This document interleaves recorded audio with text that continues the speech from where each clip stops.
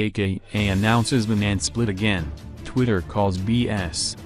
For the second time this year, AKA has taken to Twitter to publicly announce that he has split from Bonang Break. The first time was a stunt and all supposedly part of a campaign for a song. Now AKA has again taken to the social media platform to say that his relationship with B is over.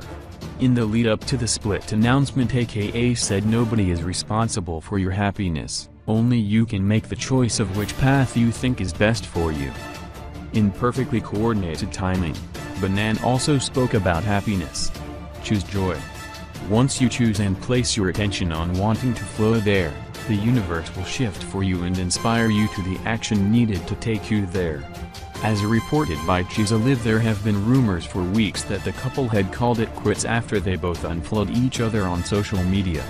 AKA told Xolani that the rumors were rubbish and they were still very much together. That was on 29 November. Less than a month after insisting they were good, AKA now claims they have parted ways. New song coming out? Big fight only to reconcile later? Or, every single time I be overseas like this? Broken promises when I leave my crib, but you ain't got a problem spending the cheese I get. How many breakups we gon' have? Twitter says it ain't fool.